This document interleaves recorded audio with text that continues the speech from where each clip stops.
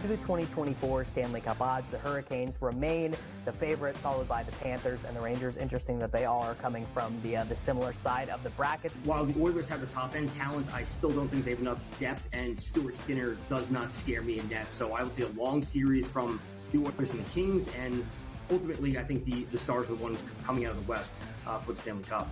The Early Line, only on SportsGrid.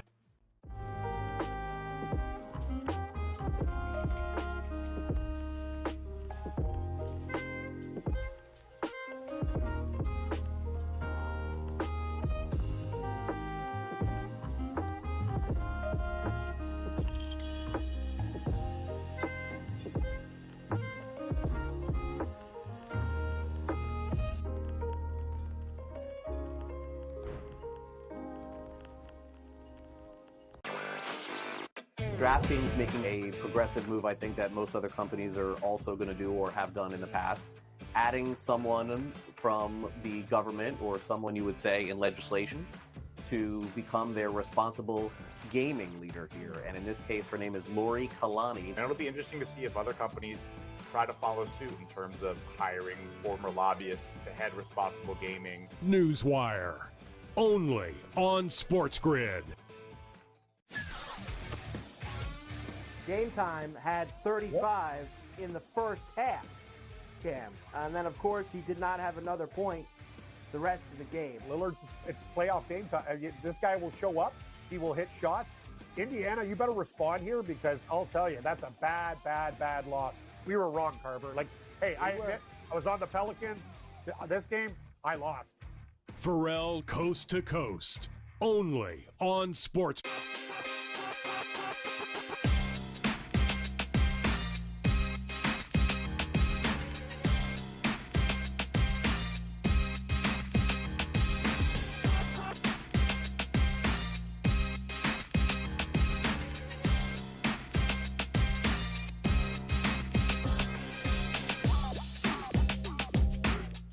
Yes, it is time. Welcome in Game Time Decisions here on SportsGrid. Adam Kaufman in for Kevin Walsh for the next couple hours with a whole bunch of SportsGrid regulars on the way. These next 2 hours breaking down pretty much everything you can imagine. We are going to tackle the NBA playoffs where you have a trio of games tonight.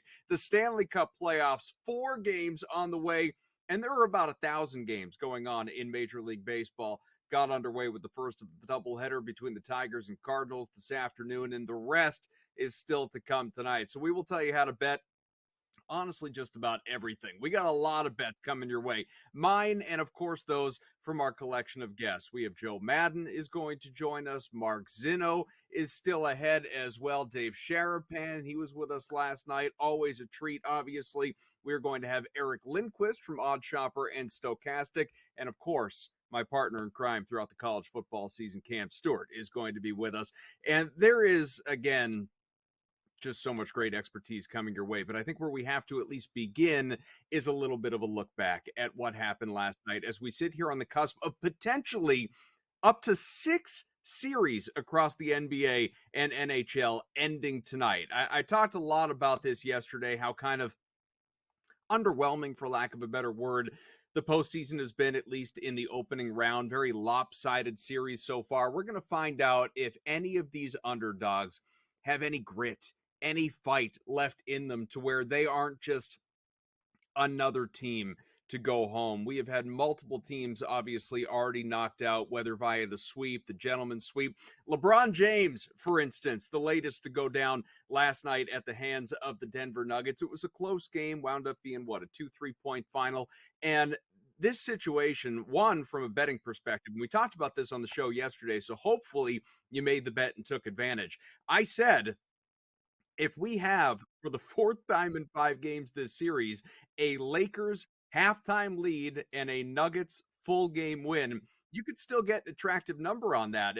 Despite the fact that it had happened in games 1, 2, and 3, and very nearly could have happened in game 4, the Nuggets just couldn't do their part in the second half. It was setting up well for that to happen yet again. It was plus 480 in that vicinity, almost 5-1. You could have made that bet if you did. It would have cashed because the Nuggets, once again, down at the break by just a few points, stormed back and had to rally late on the back of another massive game on Nikola Jokic, best player in the world right now. LeBron James, as expected, and we talked about this as well, did not go down quietly. Told you to take the over on his 26.5 points. He cashed on that. Now the question, of course, was it LeBron James' final game? Of course it wasn't his final game. He's not retiring. You know, he doesn't just walk away like that on the heels of a first-round elimination. But was it his last game with the Lakers? Well, he was dodging questions like he was a professional dodgeball player out there on the court, right out of the global gym or whatever. He would commit to nothing about what next season has in store. And don't forget, he has a $51 million player option, and he is effectively the GM of this team. All due respect, to Jeannie Buss, one of the owners leading the way, and Rob Pelinka kind of making the decisions. Darvin Ham, you're out. You're out. If LeBron sticks around, you're out because he doesn't want to play for you. We're going to see what moves they make to try and add a third star if he stays. Does he want to play with his kid? Bronny, is he going to get drafted by the Lakers, or is he going to go elsewhere? In which case, does LeBron end up going elsewhere on a team-friendly deal? With this guy on the way, he turns 40 next season. He's got the Lakers by the Magic Johnson right now. They don't know how he is going to handle this, and it is entirely up to him. It's going to be fascinating to watch that unfold after yet another early exit. They haven't won a title since what some would call a fraudulent title during the pandemic COVID bubble shortened season. And so, I mean, I guess the Lakers, they'll always have that in-season tournament banner. Nobody else has one, so congrats LA and LeBron and AD and everybody else involved. But that wasn't the only series. Of course, that one came to an end, but it's not the only one that has a question. You have the Celtics, who took care of business with relative ease, told you to take the minus 10.5 points, play the cover with Boston. You knew Boston wasn't going to lose that game, and I would have been shocked if the C's didn't cover in that game. But what was interesting, obviously, the loss of Kristaps Porzingis, and what is being classified as, we'll just skip the medical jargon. It's the same injury, the same calf strain that Giannis is dealing with right now. And there's no official timetable on how long Porzingis is going to be out. The latest report from Adrian Wojnarowski, Woj wrote a minimum of several games. Well, you start to look at a calendar and consider things. Giannis hasn't played in 21 days since suffering his injury, and still obviously is not back for this game tonight when the Bucks are going to go down to the Pacers, mark my words. And so for Porzingis, hopefully it is not as severe for the sake of the Boston Celtics, but if it is or worse, you're talking about, at best, Eastern Conference Finals returning, and maybe not until the NBA Finals if the C's can get there. The good thing is Porzingis is something of a luxury for the Boston Celtics. He's important, don't get me wrong, but the team won 21-4 without him this year. They know how to play without Porzingis and play awfully damn well when you can have guys like Derek White have the game of his life last night, flirting with 40 points in a game that, Miami, I don't even know why the Heat have to go back to Boston at this point in time. It's 1-2-3 Cancun for that squad. That series is dead in the water. It is over. We told you season 5 going into game 4, and it's going to play out that way with certainty. But Tatum, off night. Brown, off night. And White was still enough, even after the Porzingis injury, which happened early on in that game. It just goes to show you how deep, how talented this team is. But how far can it go ultimately without Porzingis if he is missing? I would say it's still an expectation to get to the NBA Finals. No disrespect to the Knicks, who are going to knock off the Sixers tonight.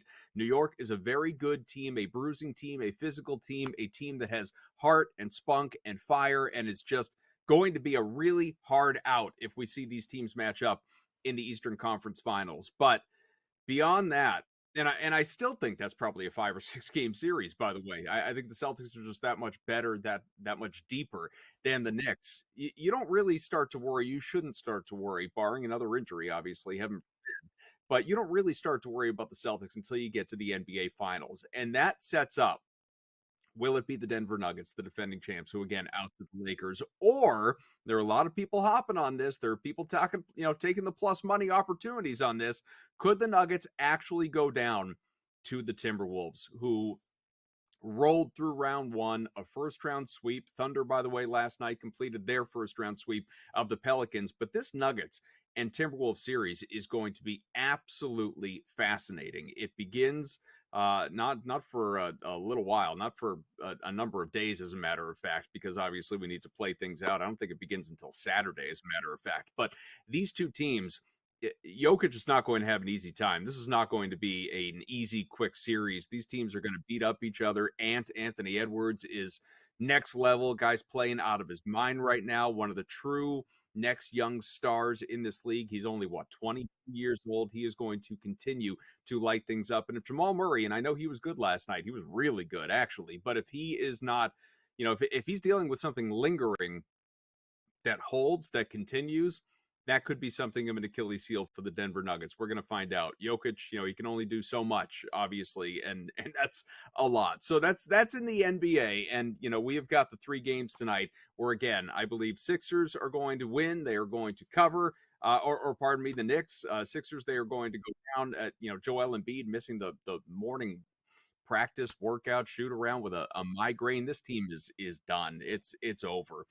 Magic and Cavaliers, that's tied at 2. It's going to be interesting. We'll talk about it. And the Pacers, like I said, they are going to knock off the Bucks, one of my bigger bets tonight. So we have a lot coming your way. I was ranting and raving so much about the NBA because we're going to step away from the hardwood, get to the ice and the diamond with Joe Madden when we come back on Game Time Decisions.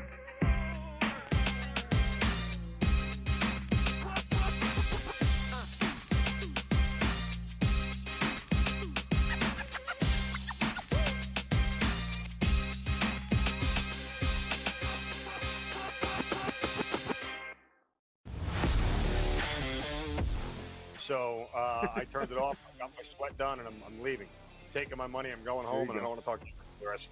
Oh, yes! There it is. 6-3. Cast the over. The over is hit.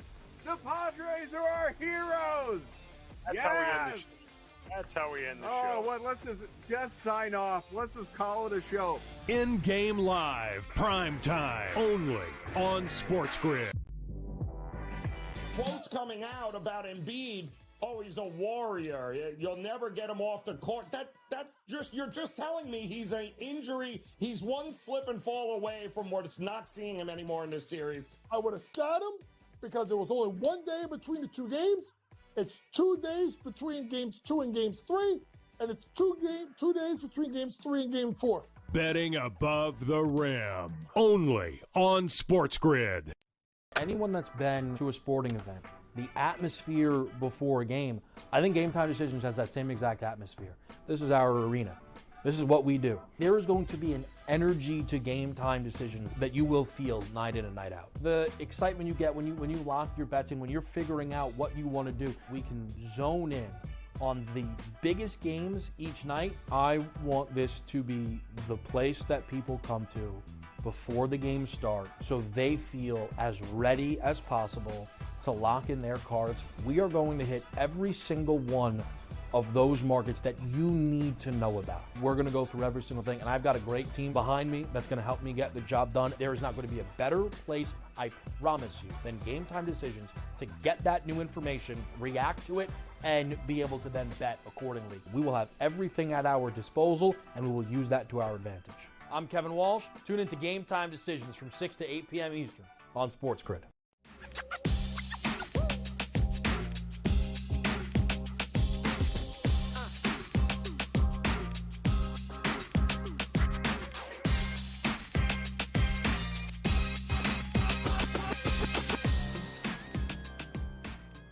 Welcome back. Game Time Decisions here on SportsGrid, and thank you for watching, listening, wherever you are finding us. Thanks to all joining us, of course, across SportsGrid Radio, channel 159, Sirius XM. Adam Kaufman in for Kevin Walsh. Joe Madden back with us here, and Joe, of course, we're going to do a lot of hockey talk, Stanley Cup playoffs, but we got to begin on the diamond. We have some breaking news. And by the way, you can always get Joe on Twitter at Joe Madden Sports, where she will post all sorts of news and reactions of her own. Mike Trout, just to read the exact tweet from Alden Gonzalez of ESPN, Mike Trout needs surgery on his knee. According to he and Jeff Passan, the extent is not known, but the source said it's expected to be season ending.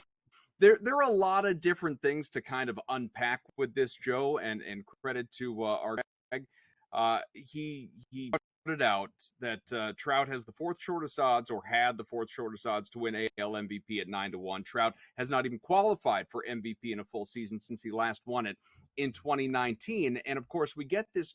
My first reaction was kind of twofold. It was one, how much does this really matter, honestly? Because the Angels suck. I mean, there's no running away from it. They were bad with Shohei Ohtani. They're even worse, obviously, was being the Mike Trout show there. They're 11-18. The thing is, when we talk about the Mike Trout show, it hasn't been that, Joe. I mean, Trout this year is hit. He leads the team with 10 homers. He only has 15 RBI in his 29 games. I'm not going to sit here and say, oh, Mike Trout is bad. He's lousy. He was never going to break out of this and have himself a great season. Of course, we know what he's capable of. The guy spent much of his year or his career being compared to the likes of Mickey Mantle and others. But let's not sit here and pretend that Mike Trout was even capable individually of lifting this Angels team to some sort of playoff level. Baseball just doesn't work that way. Yeah, it absolutely doesn't work that way. And we saw it last season. They had Mike Trout and Ohtani, and this team still wasn't able to get things done. So everything looked to be going Mike Trout's way, though he was leading this Angels team. He's got a baby on the way, just announcing that 3 weeks ago. So you got to feel for him in this situation, needing that knee surgery. Hopefully for the Angels, he's back sooner than later. But you're right. What impact really does this have on the Angels at the end of the day when this team has no one else really making those plays out there, Adam? I guess, again, baseball works a little bit differently than some other sports. Like if we were talking about, a key player going down on the ice, we'd say, okay, well, it's a top six or top line centerman's out. Who gets the opportunity to rise up and get more responsibility, that type of thing, in the NBA, who's going to start now? Who's going to get, more run, more minutes, more opportunity, more volume, all of that. In baseball, it really just kind of becomes a question of, I guess, where's your slot in the batting order? Again, not a lot changes with this. It's just the nature of the sport. It's an individual sport masquerading as a team sport. And so that in mind, is there anybody on this Angels team that could individually, statistically, from a betting perspective, benefit from this, or is everybody kind of at a loss because you lose that Mike Trout protection in the lineup?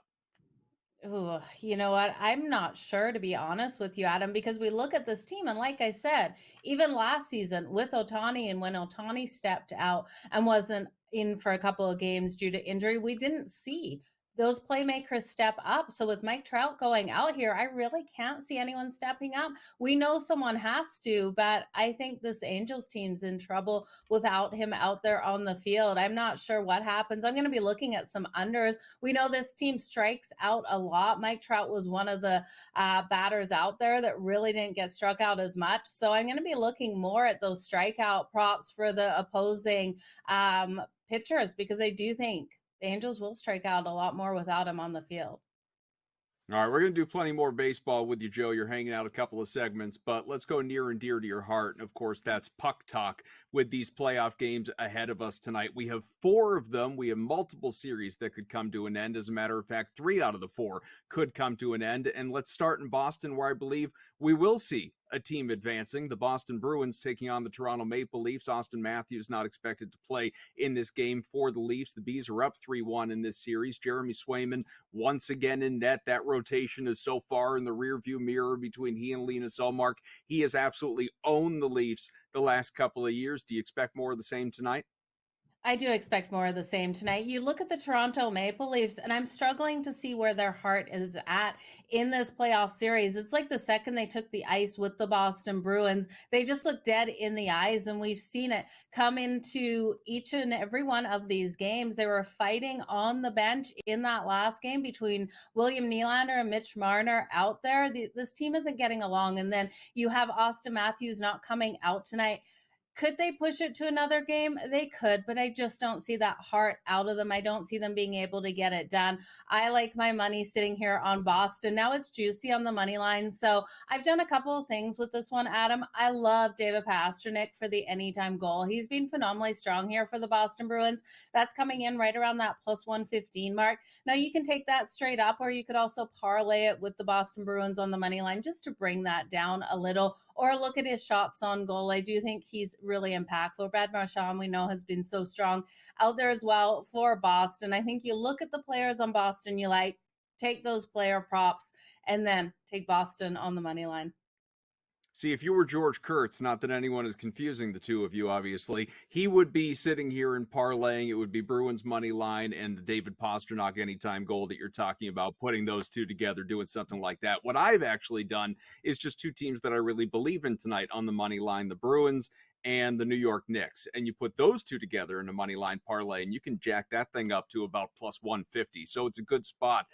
Before we wrap with this game, though, is there any temptation to, because as you said, heavily juiced on the money line, go with the Bruins on that puck line?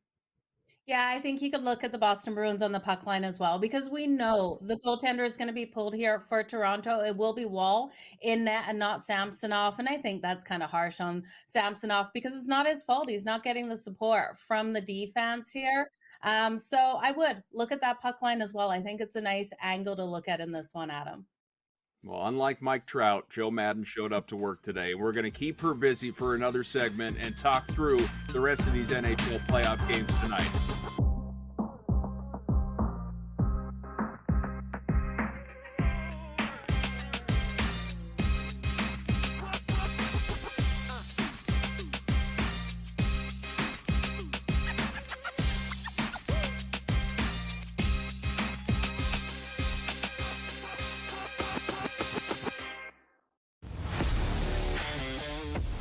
So I turned it off. I got my sweat done, and I'm leaving. I'm taking my money. I'm going home, and I don't want to talk to you for the rest. Oh, yes! There it is. 6-3. Catch the over. The over is hit. The Padres are our heroes. That's yes! how we end the show. That's how we end the show. Oh, what? Let's just sign off. Let's just call it a show. In-game live, prime time, only on SportsGrid. Quotes coming out about Embiid. Oh, he's a warrior. You'll never get him off the court. You're just telling me he's an injury. He's one slip and fall away from what's not seeing him anymore in this series. I would have sat him because there was only 1 day between the two games. It's 2 days between games 2 and games 3, and it's 2 days between games 3 and game 4. Betting above the rim, only on SportsGrid. Anyone that's been to a sporting event, the atmosphere before a game, I think Game Time Decisions has that same exact atmosphere. This is our arena.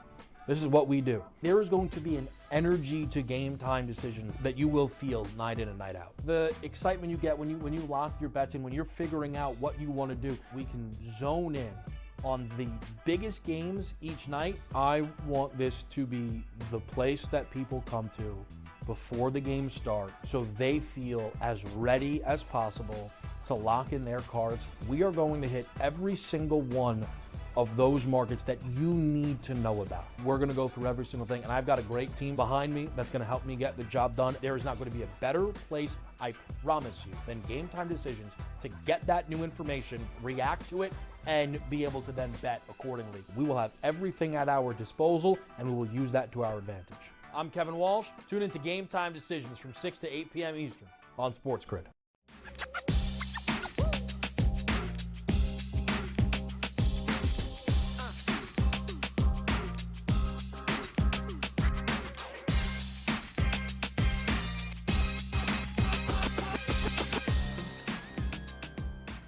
We're talking Stanley Cup playoffs with Joe Madden. We, of course, did the Bruins and the Maple Leafs. Let's move it right along with 3 other games tonight. And another one where a series could end, should end, and I believe will end, and that is the Carolina Hurricanes up 3-1 on the New York Islanders. And this game is in Carolina, Joe, where the Hurricanes are just elite. They have been incredible at home, taking multiple games on their own sheet already in this series. The Islanders, at best, are mediocre when playing outside the island. And so is there any reason to believe that this is not going to go Carolina's way tonight. And if, in fact, that you are with me and believing that's going to be the outcome, what's the right way to bet it? Because we know the money line is not the way. Maybe even the 60-minute regulation line is not the way. So is it the puck line, a decisive win? It should be the puck line. It should be the Carolina Hurricanes coming out here, getting up 2 goals, and then locking down on the defensive side of the puck. This series needs to end tonight. The New York Islanders are not going to make a magical comeback and win tonight and then win the next couple to be able to take the series. It's just not happening with the Canes leading this one 3-1. We're going into game 5 tonight, and even the FanDuel Sportsbook has the Carolina Hurricanes already listed for next Monday versus the New York Rangers. So no one having faith in the Isles here. I don't think they get it done. I would look at the Canes on that puck line laying the 1.5, or I do think a better bet is just looking at the under 5.5 in this game. I expect Carolina to win this in a 3-0 or 3-1 style game, lower scoring. Give me the under 5.5, and one where defense and goaltending really have to be the name of this game, Adam.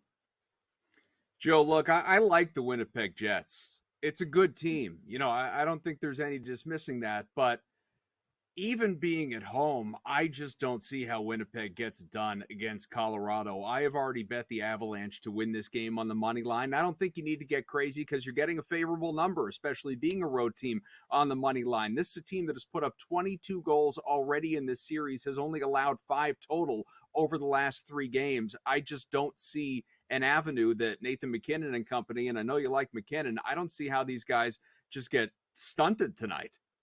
Yeah, especially when you look at how strong Cale Makar has been for Colorado as well. This team is playing elite hockey out there on the ice, and they're convincing the Winnipeg Jets, which is something I didn't think they were going to be able to do, into playing their style of hockey. Winnipeg is such a strong team defensively, and we haven't seen that really show up. Connor Hellebuck in net as well. I give him the first game. You know, he allowed those 6 goals, but he did face, 55 shots on his goal in that game. But ever since, he's been on a downward spiral. Now, he is confirmed in goal tonight, and I was really hoping they would go to the second-string goaltender, Boussoit. Boussoit has been absolutely phenomenal for the Winnipeg Jets over the regular season. His numbers are very close to Connor Hellebuck. Hellebuck's not looking like himself. I wanted to find a way to back the Winnipeg Jets tonight, and I would have taken them on the money line if we would have seen Boussoit in net, but we're not going to. With Connor Hellebuck confirmed versus Georgiev, I do think Colorado can finish this off tonight.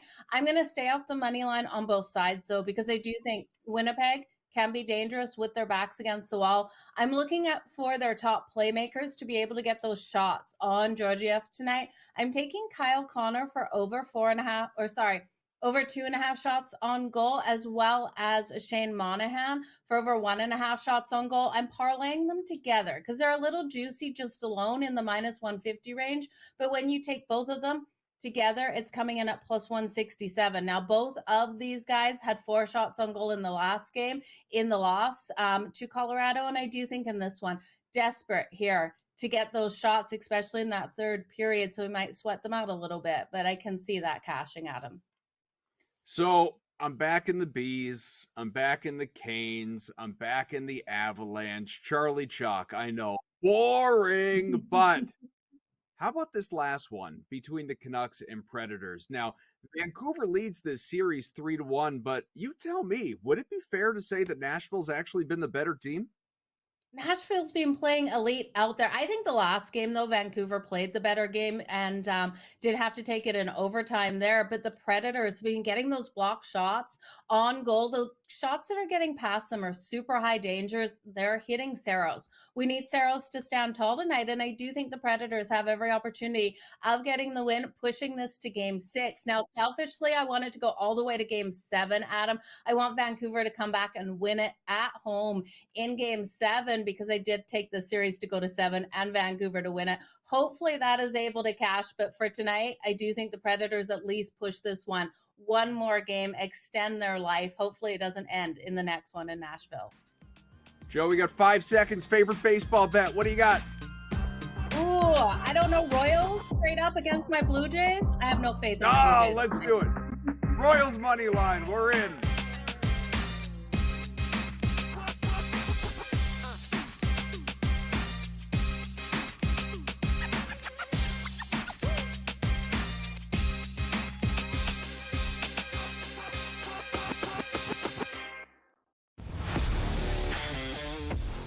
So I turned it off. I got my sweat done, and I'm leaving. Taking my money. I'm going home, and I don't want to talk to you the rest. Oh, yes! There it is. 6-3. Catch the over. The over is hit. The Padres are our heroes. That's how we end the show. That's how we end the show. Oh, what? Let's just sign off. Let's just call it a show. In-game live, prime time, only on SportsGrid. Quotes coming out about Embiid. Oh, he's a warrior. You'll never get him off the court. You're just telling me he's an injury. He's one slip and fall away from not seeing him anymore in this series. I would have sat him because there was only 1 day between the two games. It's 2 days between games 2 and games 3, and it's 2 days between games 3 and game 4. Betting above the rim, only on SportsGrid. Anyone that's been to a sporting event, the atmosphere before a game, I think GameTime Decisions has that same exact atmosphere. This is our arena. This is what we do. There is going to be an energy to GameTime Decisions that you will feel night in and night out. The excitement you get when you lock your bets in, when you're figuring out what you want to do, we can zone in on the biggest games each night. I want this to be the place that people come to before the games start so they feel as ready as possible to lock in their cards. We are going to hit every single one of those markets that you need to know about. We're going to go through every single thing, and I've got a great team behind me that's going to help me get the job done. There is not going to be a better place, I promise you, than GameTime Decisions to get that new information, react to it, and be able to then bet accordingly. We will have everything at our disposal, and we will use that to our advantage. I'm Kevin Walsh. Tune into GameTime Decisions from 6 to 8 p.m. Eastern on SportsGrid.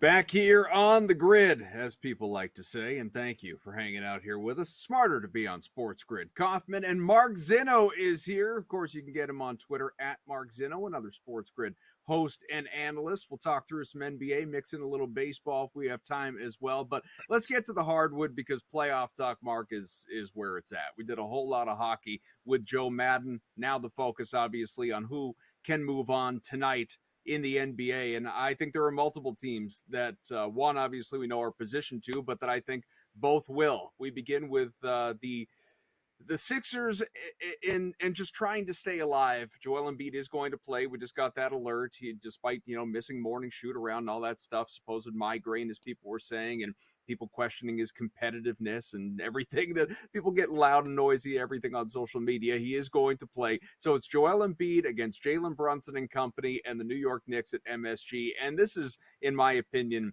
a light spread. Looking at 4.5, it was 4 a little bit earlier, so it's starting to climb. I do not see a universe where, one, the way the Sixers have played and what a fourth quarter choker Joel Embiid is, and just the heart, the fight that Tibbs has his Knicks playing with, and Ben Stiller and Chris Rock and Larry David and whoever else sitting in the crowd, they're going to tear the roof off at MSG. The Knicks are going to win this thing comfortably. I hope so. I mean, my Knick fandom says I hope so. I lean on the under in this game. I mean, I think it's correlated. If Philadelphia is scoring, if they're getting to 105, 108, 110, that's a problem for the Knicks. They need to keep Philadelphia under 100 points here. And it's the only way they're going to do it is play good defense. So we saw that in the one game that they lost, that Philadelphia was able to put up 120 points. And I think the Knicks defense has to reign supreme here. I wouldn't delude myself into thinking that this game isn't going to be tight. And again, if I wanted to bet Philadelphia, I'd probably bet them in the first half because you're probably getting the same number. You're probably getting plus 3.5, somewhere in that range. They're not cutting this, I don't think, in half. They'll make you pay a premium on it. So you're getting a good number. And, with it being a slow defensive battle, it wouldn't surprise me if it's only a one possession game at the end of 24 minutes. But, I don't buy into narratives much. I mean, I saw Joel Embiid in game 7s is only averaging 20 points and like 8 rebounds, or 22 points and 8 rebounds, whatever it is. And he's 0-3 or elimination games rather, not game 7s. Sure. I don't buy into narratives all that much. I don't bet narratives. I look at things objectively as to where they are. I'm not going to ignore the narrative, but I'm just not going to lead with it as a reason why I would bet for or against a certain team. Mark, if Narrative Street were on the Monopoly board, I would build a bigger hotel there than I would at Park Place or Boardwalk. I love Narrative Street. The going under here does interest me, as you were talking about. I think it's this number though. It's so light, 204. I just you start to. It's 2024, man. I mean, I'm not saying you're wrong. It could come under, obviously, and I agree with the sense of it being correlated. If Philadelphia is under 100 points, then you feel like it's going to be throwback 90s basketball, and maybe we do get a game that comes in at 198 or something like that. But just in the day and age that these games are being played in, I see a 204, and that's an almost auto over for me. Nope, not me. I mean, you had a 206 last night with Miami and Boston that didn't get there. Yeah. I mean, it's just there are teams that are just not shooting well. I don't think it's great defense. Again, Boston last night shot 41.9% from the field. They scored 19 points in the second quarter. I'm still bitter about the fact that they didn't get to their team total over of 106.5, because the only thing I didn't put in their handicap is that they were going to shoot 41.9%, which is about 7% lower than what they normally shoot in any given game. So I don't think Miami played particularly great defense. Once Porzingis went out last night, I think Boston really kind of lost a little bit of their offensive zip. But that said, again, teams are just not hitting shots. Call it what you want. I don't think it's great defense. I do think teams are not hitting shots at a rate that they normally would. We'll see that in Cleveland and Orlando tonight as well. But I look at the under. If this thing goes over, I think the Knicks are in trouble.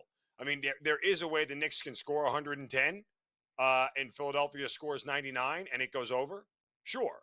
I think that's absolutely possible. But it would take something out of the ordinary to happen for the Knicks to be able to put up 110 in a game where the pace of these two teams is kind of going to dictate things.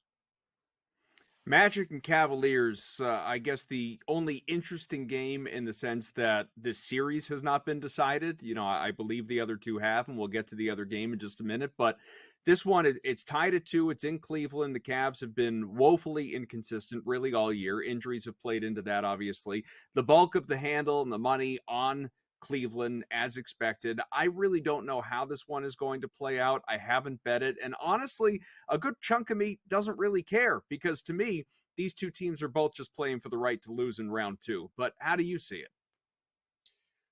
I mean, I think everybody's a little bit high on Orlando after what they did the last 2 games. But guess what? I look at this and I would bet Orlando's team total under 98.5. I don't think they're going to walk into Cleveland and start shooting the way they shot at home. Don't see it. I mean, they scored 84.5 points in 2 games there. They shot 34% from the field. They shot less than 29% from 3. It wasn't by accident. It wasn't just a bad night. This is Cleveland at home, where they play exceptionally good defense in front of their fans. And these are 2 of the slower paced teams in the league.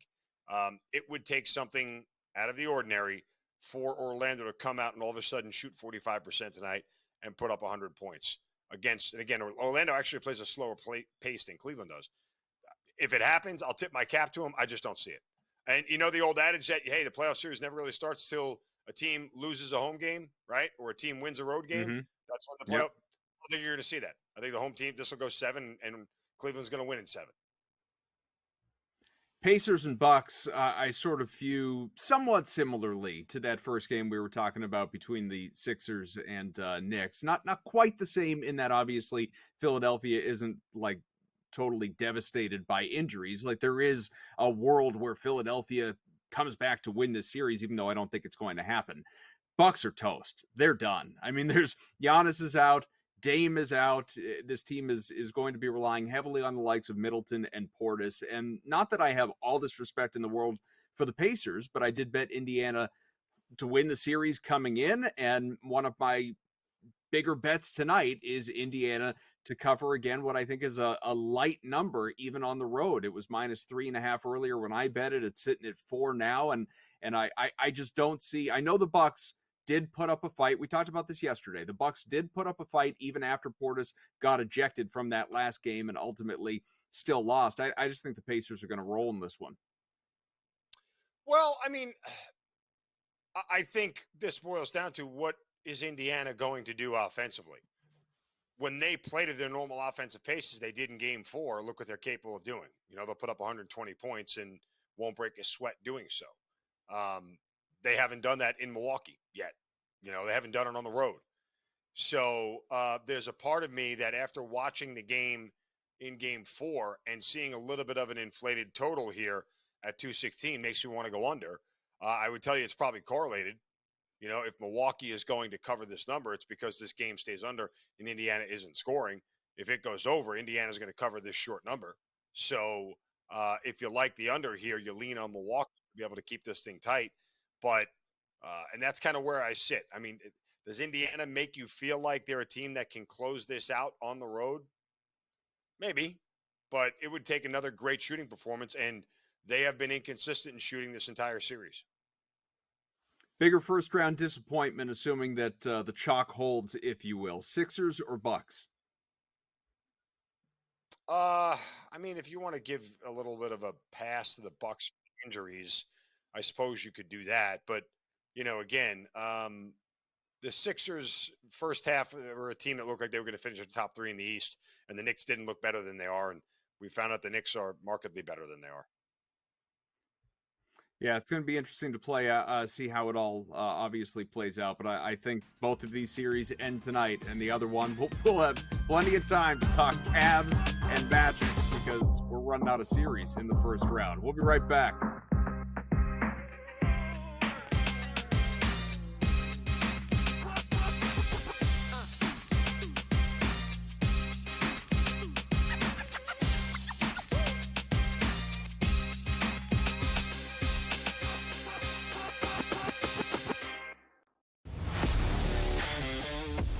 So I turned it off. I got my sweat done, and I'm leaving. I'm taking my money. I'm going home, and I don't want to talk to you the rest. Oh, yes! There it is. 6-3. Catch the over. The over is hit. The Padres are our heroes. That's yes! how we end the show. That's how we end the show. Oh, what? Let's just sign off. Let's just call it a show. In-game live, prime time, only on SportsGrid. Quotes coming out about Embiid. Oh, he's a warrior. You'll never get him off the court. You're just telling me he's an injury. He's one slip and fall away from not seeing him anymore in this series. I would have sat him because there was only one day between the two games. It's 2 days between games 2 and games 3, and it's 2 days between games 3 and game 4. Betting above the rim, only on SportsGrid. Anyone that's been to a sporting event, the atmosphere before a game, I think Game Time Decisions has that same exact atmosphere. This is our arena. This is what we do. There is going to be an energy to Game Time Decisions that you will feel night in and night out. The excitement you get when you lock your bets in, when you're figuring out what you want to do, we can zone in on the biggest games each night. I want this to be the place that people come to before the game starts so they feel as ready as possible to lock in their cards. We are going to hit every single one of those markets that you need to know about. We're going to go through every single thing, and I've got a great team behind me that's going to help me get the job done. There is not going to be a better place, I promise you, than Game Time Decisions to get that new information, react to it, and be able to then bet accordingly. We will have everything at our disposal, and we will use that to our advantage. I'm Kevin Walsh. Tune into Game Time Decisions from 6 to 8 p.m. Eastern on SportsGrid.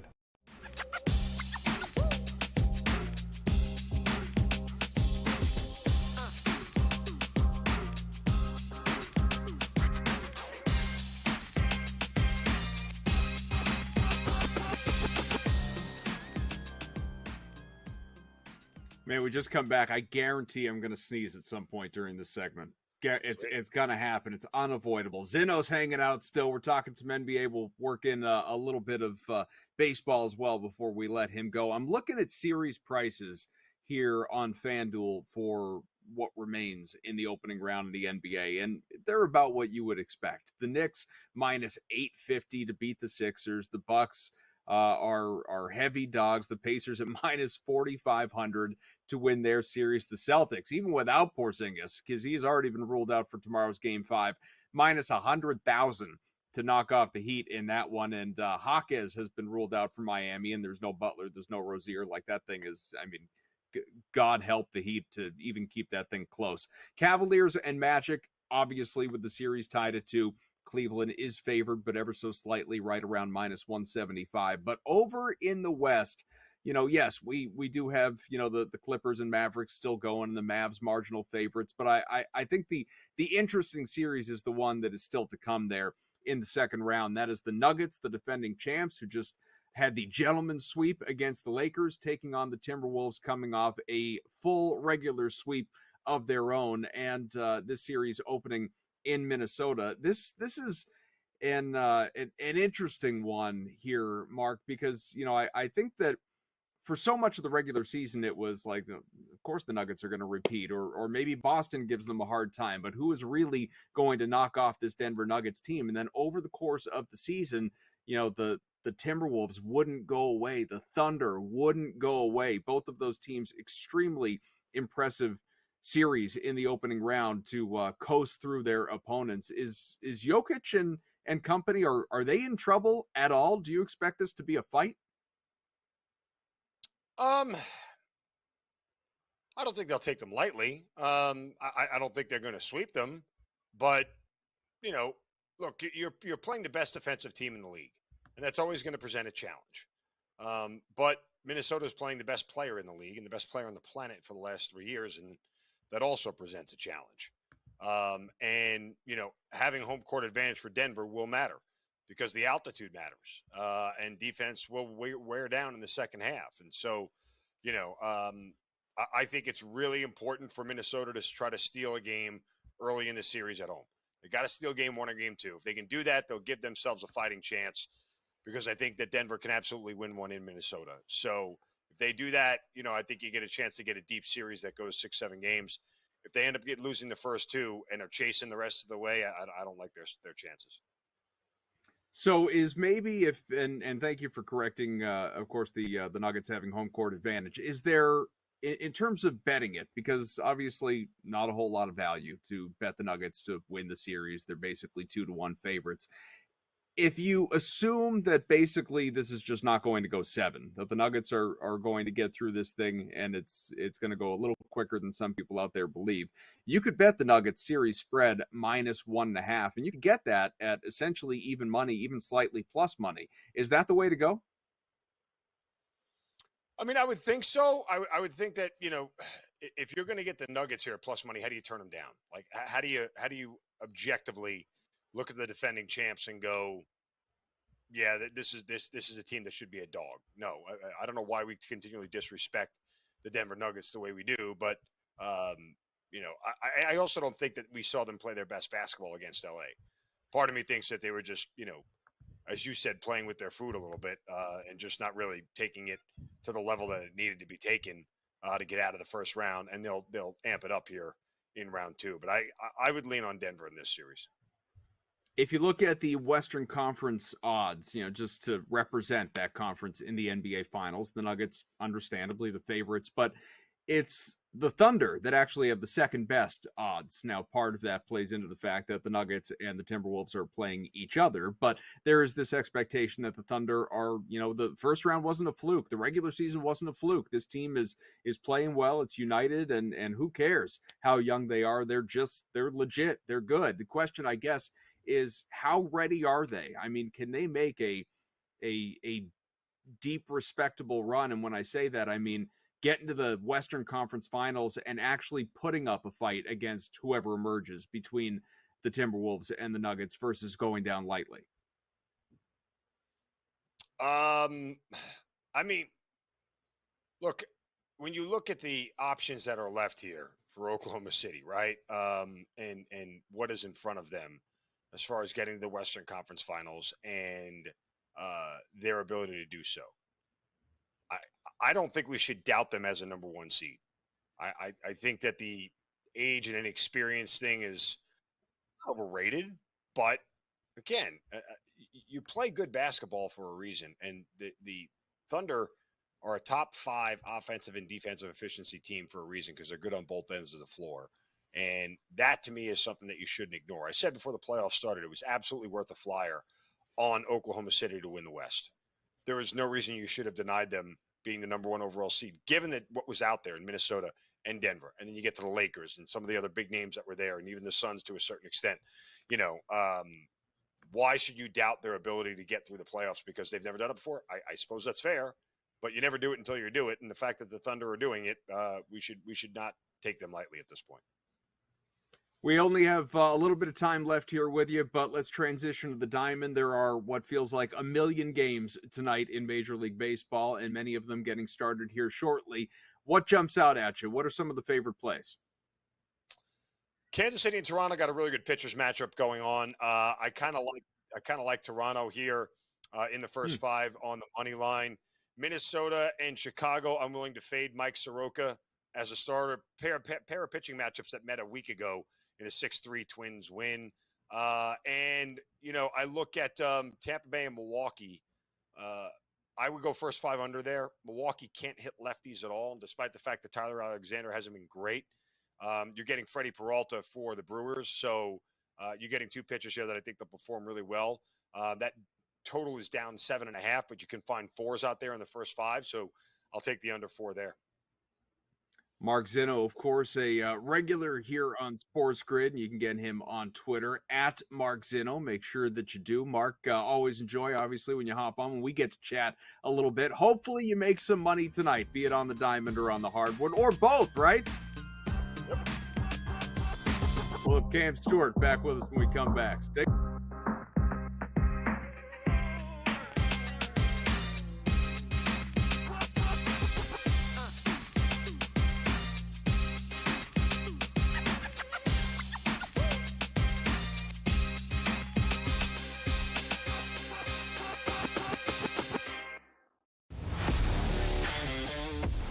So I turned it off. I got my sweat done, and I'm leaving. I'm taking my money. I'm going home, and I don't want to talk to you for the rest. Oh, yes! There it is. 6-3. Catch the over. The over is hit. The Padres are our heroes. That's how we end the show. That's how we end the show. Oh, well, let's just sign off. Let's just call it a show. In-game live, prime time, only on SportsGrid. Quotes coming out about Embiid. Oh, he's a warrior. You'll never get him off the court. You're just telling me he's an injury. He's one slip and fall away from what's not seeing him anymore in this series. I would have sat him because there was only 1 day between the 2 games. It's 2 days between games 2 and games 3, and it's 2 days between games 3 and game 4. Betting above the rim, only on SportsGrid. Anyone that's been to a sporting event, the atmosphere before a game, I think GameTime Decisions has that same exact atmosphere. This is our arena. This is what we do. There is going to be an energy to GameTime Decisions that you will feel night in and night out. The excitement you get when you lock your bets in, when you're figuring out what you want to do, we can zone in on the biggest games each night. I want this to be the place that people come to before the games start so they feel as ready as possible to lock in their cards. We are going to hit every single one of those markets that you need to know about. We're going to go through every single thing, and I've got a great team behind me that's going to help me get the job done. There is not going to be a better place, I promise you, than GameTime Decisions to get that new information, react to it, and be able to then bet accordingly. We will have everything at our disposal, and we will use that to our advantage. I'm Kevin Walsh. Tune into GameTime Decisions from 6 to 8 p.m. Eastern on SportsGrid.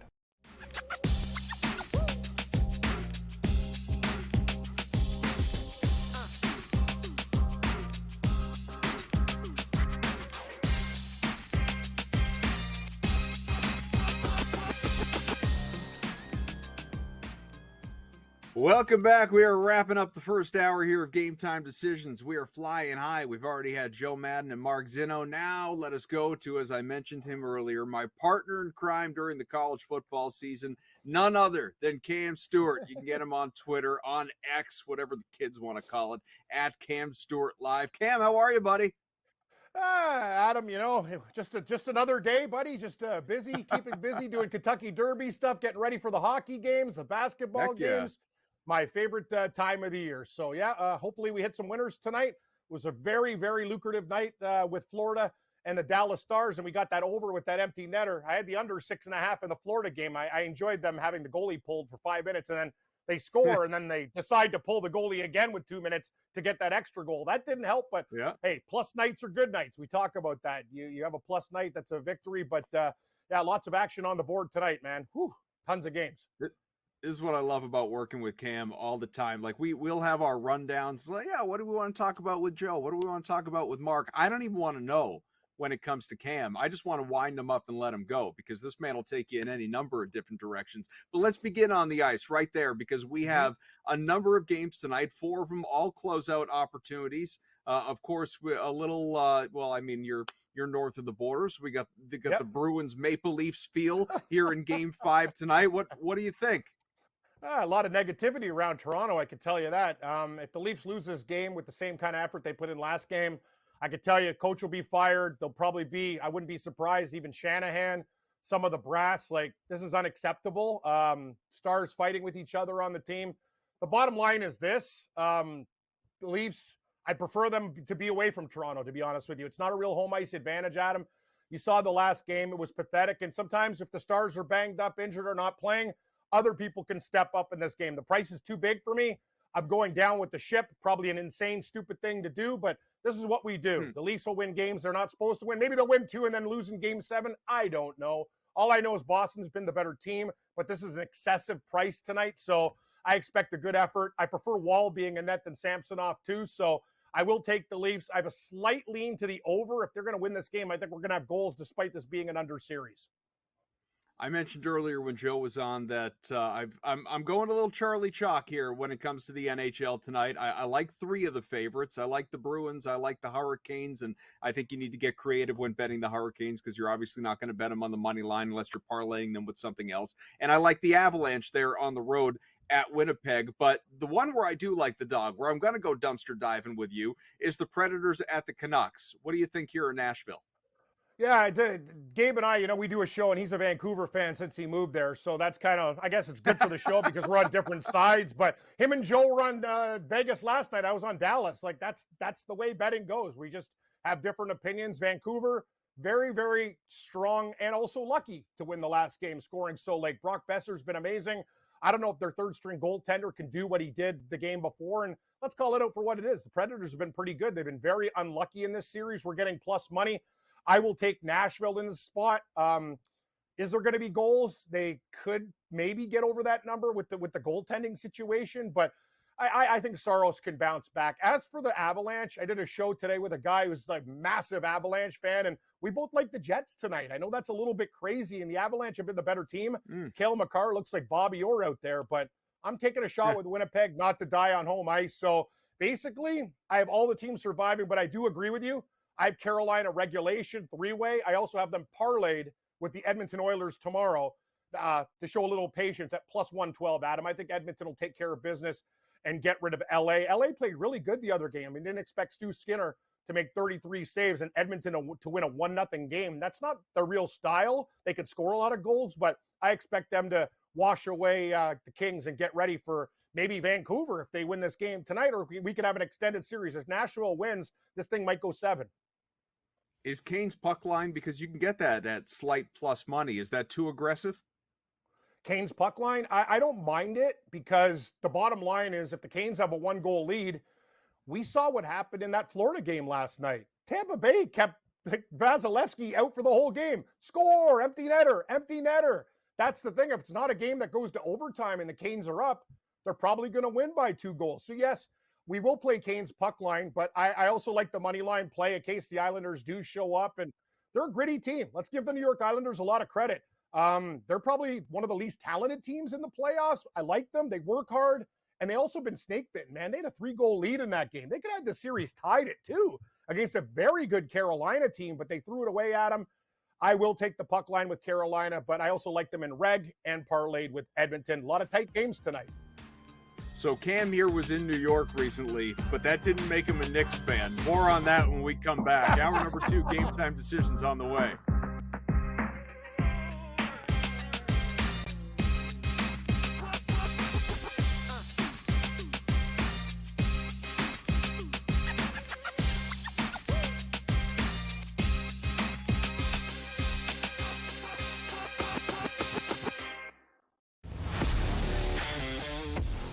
So I turned it off. I got my sweat done, and I'm leaving. I'm taking my money. I'm going home, and I don't want to talk to you for the rest.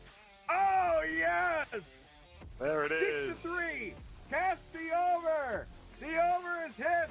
The Padres are our heroes. That's how we end the show.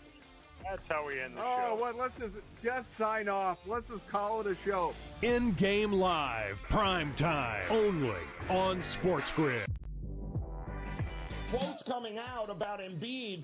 Oh, he's a warrior. You'll never get him off the court.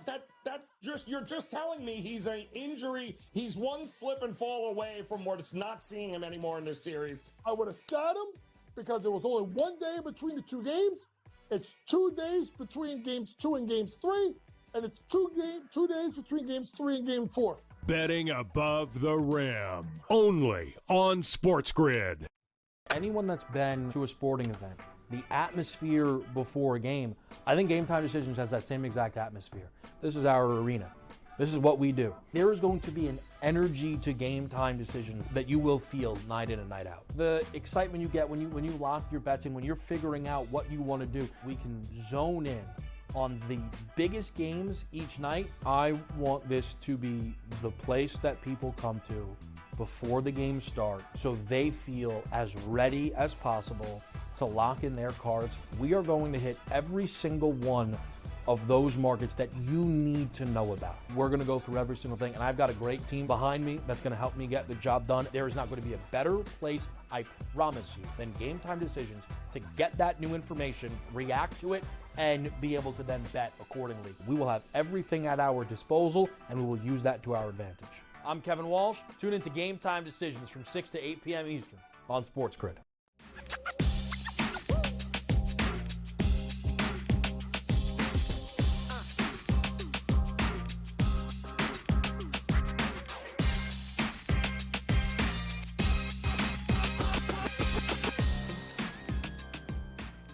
It's hour number 2, Game Time Decisions here on SportsGrid. Thank you for watching, listening. If you're finding us across Sirius SportsGrid Radio, Sirius XM channel 159, we thank you there, obviously. And Cam Stewart hanging out here with us. We were just talking pucks. Let's get to the hardwood, see what's going on in the association. The 3 games tonight, one beginning momentarily, the Sixers and the Knicks. And I mentioned earlier, talking with Mark Zinno, Cam, I love the Knicks tonight. I'm buying into the narrative, the atmosphere. Feel the same about the Pacers, less so about the atmosphere, and just more about Indiana being the much, much better team with Milwaukee injury ravaged on the other side. I don't entirely know how I want to play the Magic and Cavaliers, but that we could save that. The most interesting game in many ways is obviously the Sixers and the Knicks because of just what it represents. You know, the league is good, Cam. There are different there are certain teams that fit this bill in whichever the sport you want to identify. And in the NBA, things are just better. Things are more interesting when the Knicks have a good basketball team, being one of the oldest and the marquee franchises, obviously, and to see New York potentially go on a nice deep playoff run here, be the only real threat to the Boston Celtics in the Eastern Conference, it's exciting. That would be an incredible playoff series if and when we get that. In Philadelphia, on that side of things, it's just another example of the ineptitude and the choking, the playoff failures of teams led by Joel Embiid. It's 3-1. Does Philadelphia find a way to extend this in what is going to be an incredibly hostile environment?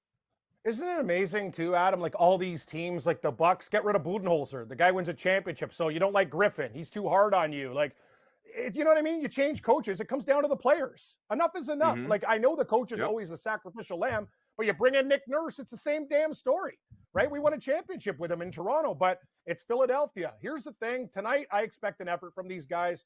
I prefer the first quarter bet. I think they come out hot. I know a lot of people are on the Knicks. I'm on the Knicks in the series, too. This could be a really good night. We got the Knicks. We got the Pacers. I like the Pacers, too. Basketball has been great. We had the Nuggets in 5 exact series price. Like, I wish I could play my hockey series the way I'm playing my basketball series because so far we're flawless in the NBA, and I had the Lightning and hockey, and I have the Leafs that are probably going to lose that one. So actually the hardwood's been great. But here's the deal. A lot of people are on the Knicks. They've been a great team.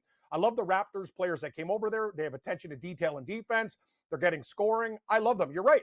It's great when the Knicks are good. It's great for the NBA. Hockey's totally opposite to that. It doesn't matter. The Leafs and Canadians, you got teams like Carolina and Dallas and Vegas and all these other markets that are not really hockey markets doing well. But in basketball, it's very good when the Knicks are there and playing at MSG. There's a magic in the building. I think this game comes down to like the last possession. I like Philly to come out strong. I like that first quarter bet. I think it's essential that they get an early lead and try to quiet the crowd at MSG if you can. It's going to be a game of spurts. I got 5 with the Sixers earlier. It's down to 4.5. So I'm on them tonight, Adam. I lean Pacers, and I'm kind of liking the Magic as a dog. It's up to 5.5.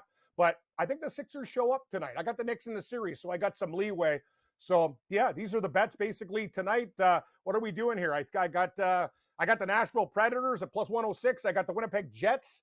I know you're on the Avalanche. I like the Sixers in the first quarter, getting 1, and I got 5 for the game with the Sixers. It's a little bit more juice, minus 112 with a 5 for me. This Knicks game against the Sixers just getting started, so we'll keep you posted on how things are playing out in that one. I do want to ask you, with it obviously just tipping off, Zino and I were kind of in disagreement looking at the total. He likes the under 204 in this one. I like the over. If for no other reason, I'm not sitting here saying he's automatically going to be wrong. We've seen some games, like he highlighted the Celtics and Heat last night. We've seen some games come in with some lower scoring totals, but just in this day and age, as I said to him, in 2024, and the way basketball is played now, especially when 3-point shots are falling, I see a 204, and that's like an auto overplay for me. Yeah, you almost have to bet it at a principle. I do better with sometimes these totals in the NBA get my head spinning, but I'm with you, Adam. If I was going to play a total, I would play over. That is too low. I know the Knicks can play some defense, but Philadelphia is still going to get theirs, and you're right. It's the era of the 3-point shot, and both teams can have guys that can hit them when they're streaking hot. 204 is too low. It's too low. Like, you give me a 209.5, a 211, sure, we'll consider it, but 204, it's almost one of those principal plays where you play the over. The Orlando-Cleveland game, I know that total's low. I lean under in that one. I could see like a real dirty dogfight. That series, I've been shocked at him. You've seen these totals in these NBA games. It's been like an under fest. It's been like pretty crazy. Yeah. A lot of these games are going under, and hey, that's what do they tend to bet? They tend to bet favorites in the over. Well, the unders are coming in. And but the Knicks game, I agree with you. I think it's too low. I would take the over at 204. What are you doing on the diamond tonight? You got a lot to choose from.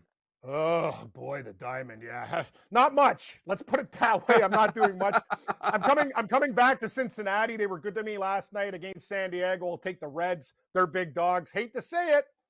I'm a Blue Jay guy. If I am on the Leafs, the Jays can't win on the same night. I told you, 2 Toronto teams do not win on the same night. It is fact, ladies and gentlemen. Cole Ragans has been amazing for Kansas City.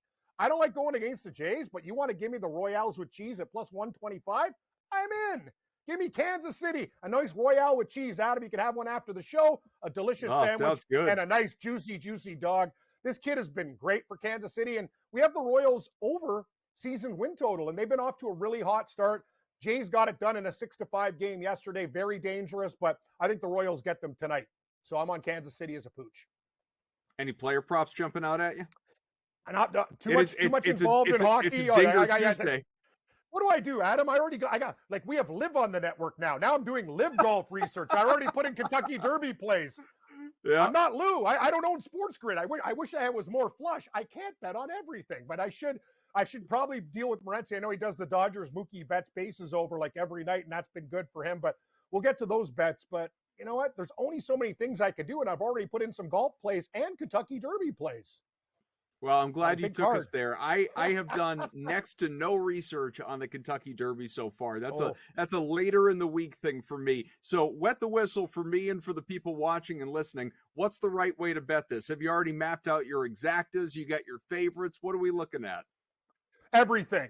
That's what we're doing. Everything. I did a show with Mayo today, and we basically put a 5-horse superfecta together. A 10-cent superfecta ticket boxed will cost you $36. These are the horses that I took. Number 4, 11, 15, 17, and 18. So any order of those boxed, 36 ticket. But I also like this horse. I'm going to tell you, Adam, watch out for this horse. He's a 10-1 horse right now. I had all this stuff written down. Hold on here. So you got me wild. I didn't know we were going to the Kentucky Derby today. I got to just check. Oh, heck yeah. Catching When you're Freedom. here, we'll go anywhere. Catching Freedom, 10-1. We got Flavian Pratt, great jockey on the ride. 10-1 is a great price. Let me tell you something, folks. Not just coming in with numbers and horses. This horse's buyer number has gone up 5 or more points in every single race. What does that tell you? The horse is peaking, getting better and better and better. These are young horses, and they tend to get better. You want to take a trending horse. Watch out for him. Very, very dangerous. Sierra Leone is one of the favorites in the race. That's another very dangerous horse. If you're looking for maybe an underdog, a crazy underdog, domestic product. That's something that a couple of my boys liked on the show today. But Catching Freedom, I like. And the Japanese horse, Forever Young. Watch out for that horse. He's about 12-1 right now, Forever Young. But Catching Freedom is the horse I'm betting at 10-1. And I think this horse could win the Kentucky Derby. Those are my numbers for the Superfecta and exotics. Adam, if you want me to DM you, I will send you those again. Yeah. More work to be Heck done. yeah. That's all I did today. Me, Mayo, and Ben Raza did a Kentucky Derby show today. And boy, we got excited putting those tickets together like they're actually going to win. If you do hit 3 one of of my these, you could favorite literally, people. yeah, I could buy property in New York if I win. Like, actually, no, I can't. I could buy a shed. And if I You won buy like 480,000 US. You can buy a closet and then rent it out. Yes, Cam Stewart, always love having you on, man. Get him on Twitter at Cam Stewart Live. Of course, he is all over SportsGrid all the time. You'll see him again. Just pop us on. He'll be there. We'll be back with Eric Lindquist.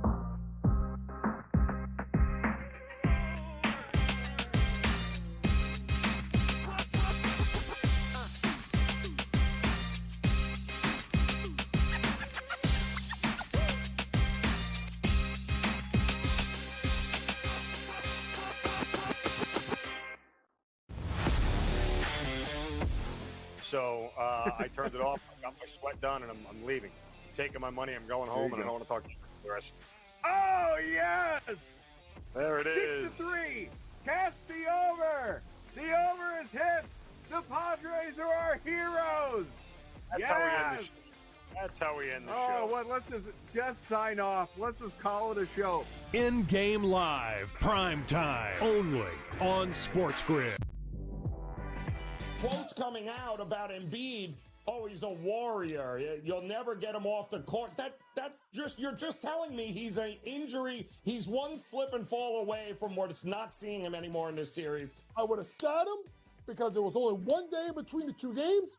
It's 2 days between games 2 and games 3, and it's 2 days between games 3 and game 4. Betting above the rim, only on SportsGrid. Anyone that's been to a sporting event, the atmosphere before a game, I think Game Time Decisions has that same exact atmosphere. This is our arena.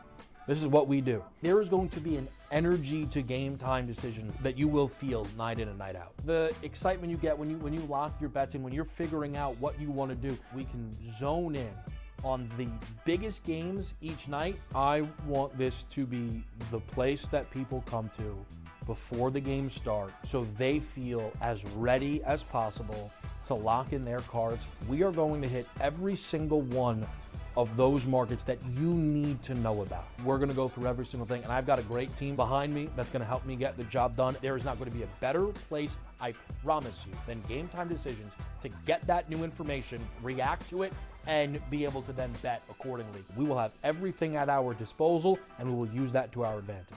I'm Kevin Walsh. Tune into Game Time Decisions from 6 to 8 p.m. Eastern on SportsGrid.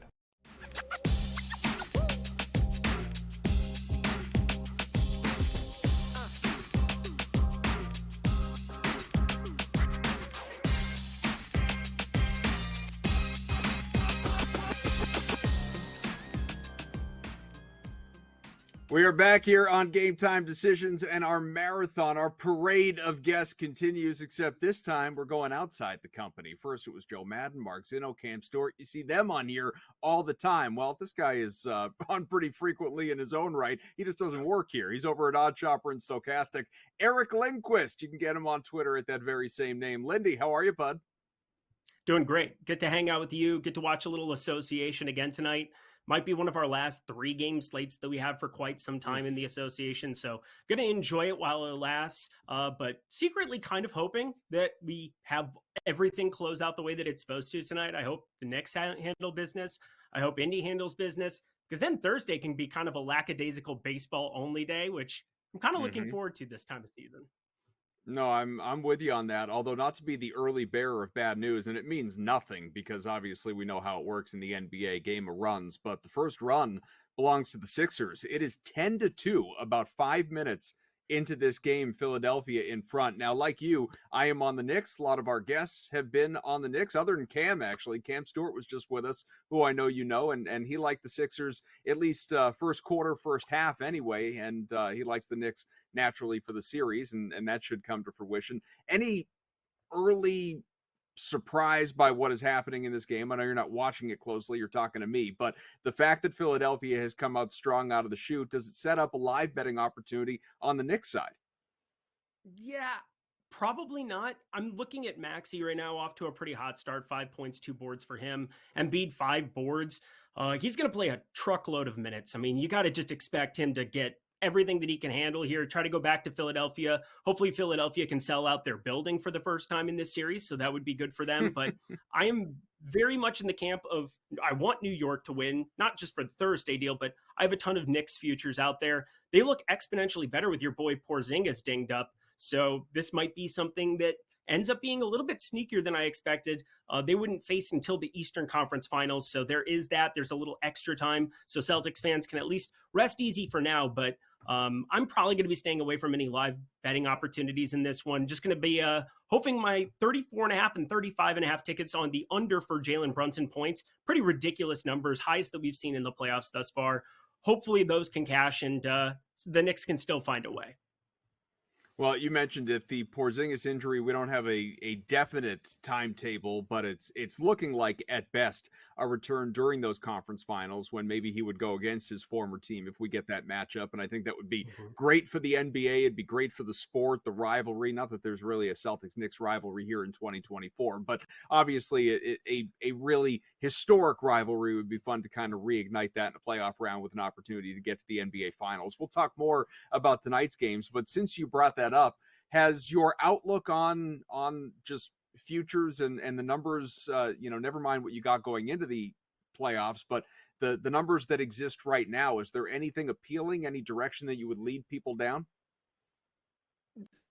Was Western Conference futures purely because I think there was a way of saying Porzingis. If we thought this was going to be an injury that was long-term, a month and a half, 2 months where he wasn't even there for the NBA Finals, I'm far more comfortable trying to find something on the other side of the bracket. But I think I'm going to wait for the chips to fall. I think between the Timberwolves, my Timberwolves, and the Denver Nuggets, I think just kind of showing a little restraint there makes some sense. But the Eastern Conference obviously got a lot more interesting. I think you have to play it game by game. We're going to be getting more news as these series go along here. Boston's still a pretty heavy favorite across the board.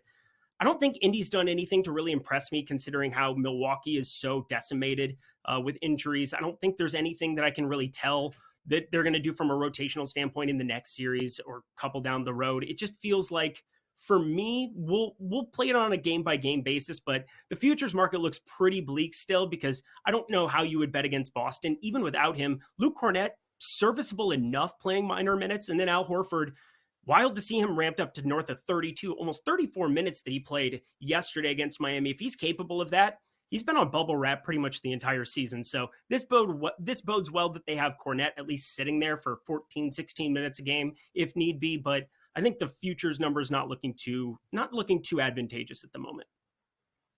Since you mentioned your Timberwolves, I wanted to say, I didn't want to text you until we had the opportunity to actually talk, to offer you official congratulations, because I know you as a Minnesota sports fan, you're not used to nice things, but in no. First round sweep, this is a team.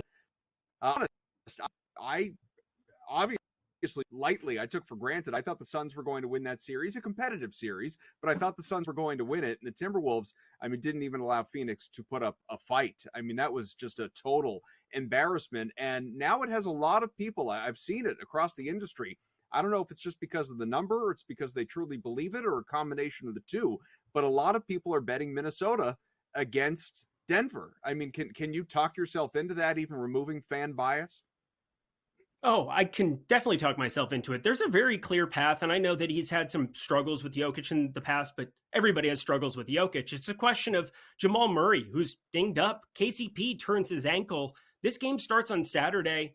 I think this is going to be one of those spots where I think the game one, I'll go more of a game-by-game basis, but the series price, you're getting a discount on a Minnesota team that was number one in adjusted defensive rating throughout this entire NBA season, 108.9.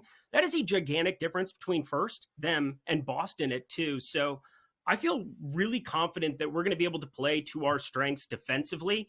And, Michael Porter Jr. had an amazing Lakers series, but no offense to LeBron in year 21, who was absolutely incredible in so many different ways, but the whistle might be a little bit different with Jaden McDaniels out there and Anthony Edwards roaming the perimeter. So I'm very excited. I think that defensively, if we can sneak one in Denver, we're going to go back into Minnesota. And I can tell you, Minnesota fans, they've been waiting for a series that mattered forever. I'm excited. I'm going to be going back either for game 3 or game 4. So hopefully we're not getting swept to that point, but looking forward to being able to put a little money on my Timberwolves in addition to backing them with my pride.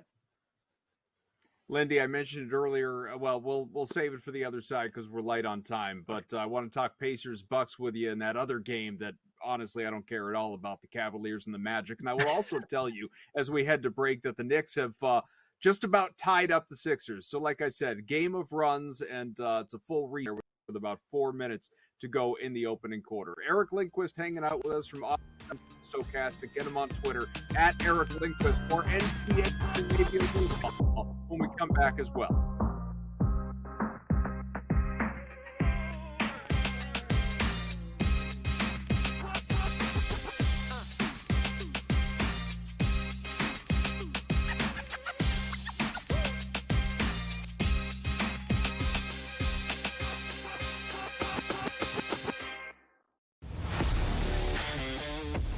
So I turned it off. I got my sweat done, and I'm leaving. I'm taking my money. I'm going home, and I don't want to talk to you the rest. Oh, yes! There it is. 6-3. Catch the over. The over is hit. The Padres are our heroes. That's how we end the show. That's how we end the show. Oh, what? Let's just sign off. Let's just call it a show. In-game live, prime time, only on SportsGrid. Quotes coming out about Embiid. Oh, he's a warrior. You'll never get him off the court. You're just telling me he's an injury. He's one slip and fall away from not seeing him anymore in this series. I would have sat him because there was only 1 day between the two games. It's 2 days between games 2 and games 3, and it's 2 days between games 3 and game 4. Betting above the rim, only on SportsGrid.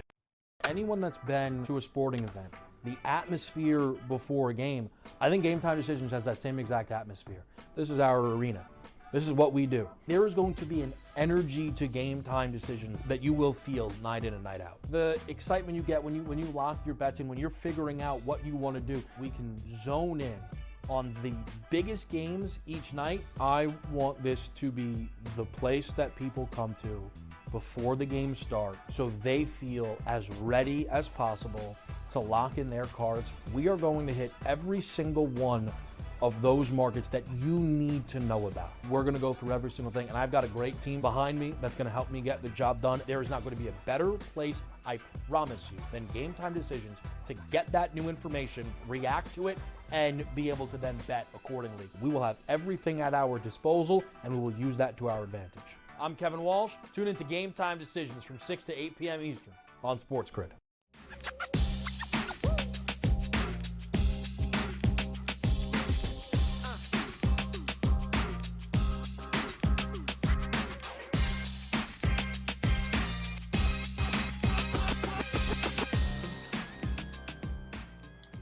Chatting hoops and baseball with Eric Lindquist. He hosts the Lindy's Leans, Likes, and Locks program that you can find on the Odd Shopper YouTube channel multiple times a week, damn near every day, as a matter of fact. And right now, doing double duty, putting out his favorite plays across the diamond and the hardwoods. So the man is well versed across all things, and soon enough football will be here. And I'm PGA videos, all of it. Like I said, the guy stays busy. But let's continue on with basketball right now here. I almost called you Eric. It felt unnatural. I'm just going to stay with Lindy. I don't think I've called you Eric in years.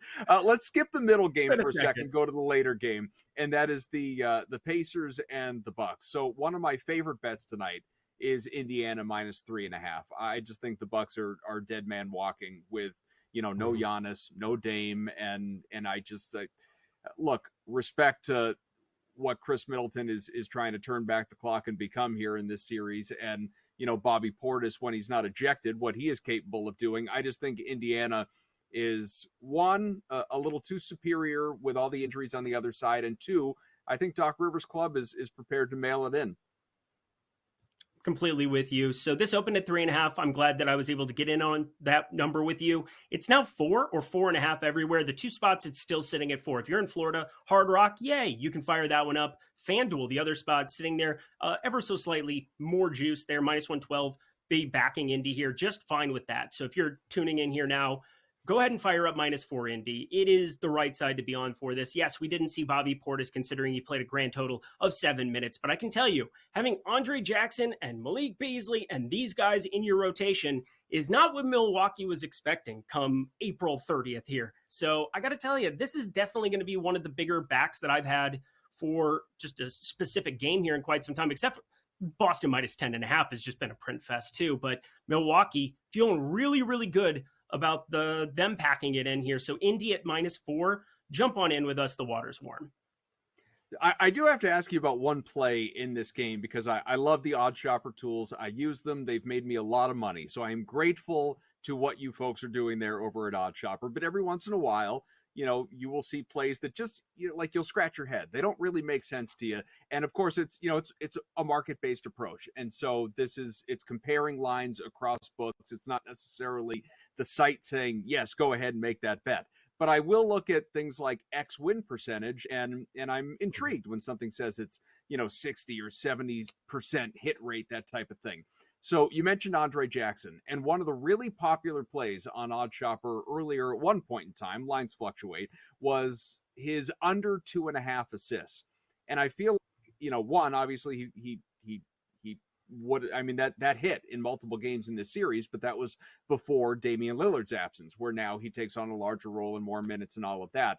I feel like there's a little bit of a failure to I don't know, acknowledge the increased role. Unless really what I'm rambling at here is, can you talk yourself into making that play, or does it just seem like lunacy to you? Well, there's another play that exists on the other side of the ball with Ben Shepherd, where he's hit a 3 in 4 consecutive games, has been playing himself into high teens minutes, and yet the under sitting there at 0.5 is +154. It's all about price and probability at the end of the day. And so when there's a market, when there's a specific book that is just completely off, you can take advantage of stuff like this. And DraftKings sitting there with +154, pretty likely scenario where Indy can go to whomever they want in that second rotation if this game ends up playing more competitive than what it did in game 3 or 4. With Ben Shepherd, that's one thing. Andre Jackson, I'm more on board with that play, specifically because you get Bobby Portis in there. That's 38, 40 minutes potentially, where you aren't really finding the same path to minutes for him there. I don't think Malik Beasley is locked into the 30-plus minutes. He played some garbage time role. Working through some of the projections for today, I think Malik Beasley was the hardest guy for me to project on the Milwaukee side. But if you are of the belief that he gets the first crack at it and that Andre Jackson is just going to be a complimentary piece, this is a pretty good short, because 25 minutes for him, not really going to be in the cards. And it's not that he plays the same position as Bobby Portis, but when you're filling up the entire box score at the end of the day, you're projecting out 240 minutes for an entire team. I doubt I see him playing 10% of that in this spot. Lindy, we have about 30 seconds. Give me your favorite couple of plays on the diamond tonight. Oh, on the diamond. Oh, you threw a curveball at me, quite literally. I know. I know. You had to throw in a couple of 4. I do think that this is a spot where I'm going to end up backing Atlanta on the money line. Haven't actually pulled the trigger on it here yet, but think that this is a pretty advantageous play for them. Other one from the diamond, I like the over of 8 it was 8 earlier in the day for Milwaukee, or not Milwaukee, sorry, Oakland and Pittsburgh. So there you go. Keller and Wood going to give it up. I already bet the Braves. I'm with you. Eric Lindquist, get him on Twitter at that same name. Thanks, buddy. We love you. Talk soon.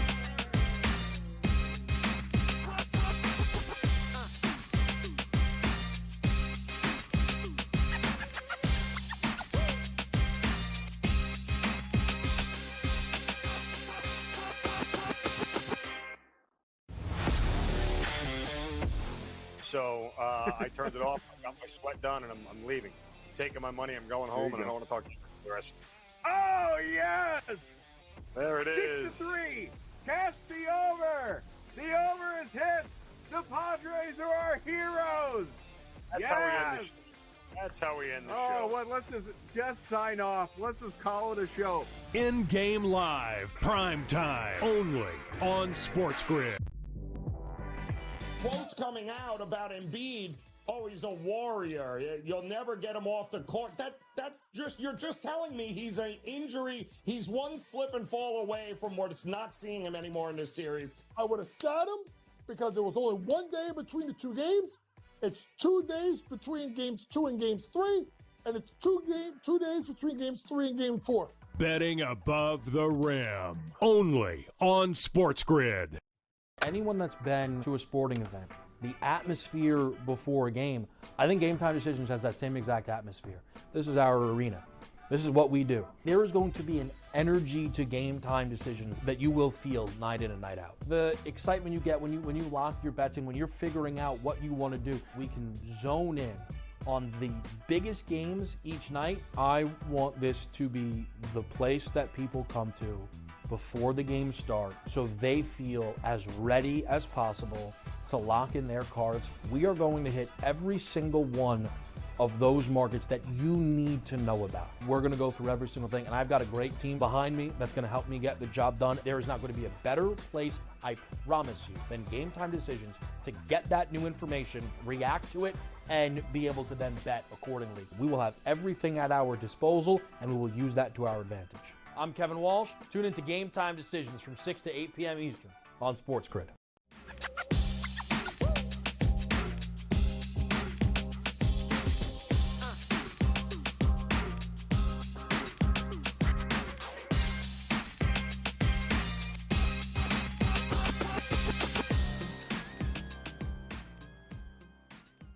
All right, we are back here on Game Time Decisions here on SportsGrid. It's smarter to be on SportsGrid, and hopefully we'll be making you some money with all the plays we've been giving out throughout the show for tonight and for later. So early on, the Sixers are still holding a lead. It's a narrow lead. It's not the early blowout they were trying to come away with there just a few minutes in when it was 10-2. It is 22-17 though, so the Knicks are hanging around, haven't quite overcome to take a lead yet. About a minute to go in the opening quarter, which tells you there is a long, long way to go in this game. Other games getting started, a little while, half hour or so for the Magic and Cavaliers. Much later, Pacers and Bucks. On the ice, staggered starts here. A couple of early games. We're going to see the Islanders and Hurricanes get started in a few minutes. The Bruins, who I've been so high on, are actually down 1-0 in this game to the Toronto Maple Leafs in a elimination opportunity on both sides. Obviously, about 7 minutes to go though, opening period in that one. So similar to the basketball game, we got a ways to go. Let's get into it here with our buddy Dave Sharapan, who of course is a host and analyst here on SportsGrid. He's on all the time. You can find him on whether it's these programs or Bostonian versus the Book. You can get him on Twitter at SportsBKConsig, the sportsbook consigliere. Yesterday he was decked out in Dallas Stars gear, and that I'm convinced carried the Stars to a 2-goal win over the Vegas Golden Knights. What do you got tonight? What do you rock? Is that a White Sox? Old school White Sox logo? Yeah, we got the whole White Sox fit on today. I didn't know. Who are you wearing tonight? Yes, this is like a red carpet. I feel like with you right now, I should have known. I would have come with a yarmulke on. You look like a rabbi, Adam. This looks pretty good.